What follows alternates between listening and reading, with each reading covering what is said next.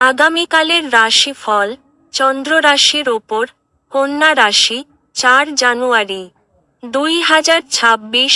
আজ সাজসজ্জ সুন্দর থাকবে। দীর্ঘস্থায়ী লাভের জন্য স্টক এবং মিউচুয়াল ফান্ডে বিনিয়োগ করতে সুপারিশ করা হচ্ছে। দিনটির পরের ভাগে অপ্রত্যাশিত সুসংবাদ পুরো পরিবারের জন্য খুশি এবং উচ্ছলতা আনবে। প্রেমের অনুভূতিগুলি আজ পরিশোধিত হবে। পরিবারের ইচ্ছা পূরণ করতে করতে আপনি অনেকবার নিজেকে সময় দিতে ভুলে যান।